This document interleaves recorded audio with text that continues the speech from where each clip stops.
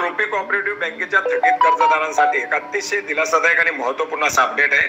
मित्रांनो, राज्य शासनाच्या माध्यमातून रुपी कोऑपरेटिव्ह बँकेच्या विशेष एक रकमी कर्ज परतफेड योजनेला मुदतवाढ देण्यासाठी मंजुरी देण्यात आलेली आहे आणि याच्या संदर्भातील एक महत्त्वाचा जी.आर.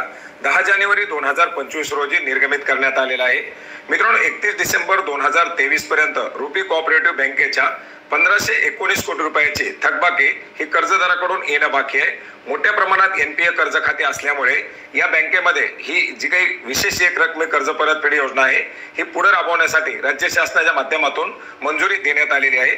मित्रांनो, 2017 मध्ये सहकार आयुक्त व निबंधक सहकारी संस्था पुणे यांच्या माध्यमातून RuPay cooperative bank limited Pune या बँकेमध्ये विशेष एक रकमी कर्ज परतफेड योजना राबवावी असा प्रस्ताव राज्य शासनाला सादर करण्यात आलेला होता आणि या प्रस्तावाला दिलेल्या मंजुरीनुसार ही योजना राबवण्यात येत आहे।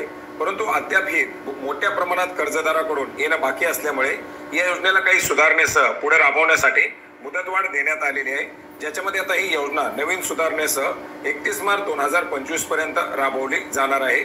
योजनेला नाव देण्यात आलेले rupee cooperative bank limited Pune अवसायनात एक रकमी कर्ज परतफेड योजना अवसायकाच्या नेमणुकीनंतर याच्यामध्ये पात्र असणारे कर्जदार आपण पाहू शकता। व्यवसायाचं कर्जासाठीचं कारण कोणत्याही गोष्टीचा बाधा न येता जी कर्ज खाती 31 ऑक्टोबर 2022 अखेर अनुत्पादित वर्गीकृत केलेली असतील अशा सर्व खात्यासाठी ही योजना लागू असणार आहे।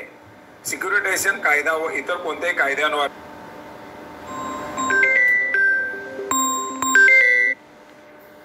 थकीत कर्ज खात्यावरती कारवाई चालू असेल अशी कर्ज खाती देखील या योजनेसाठी पात्र असणार आहेत।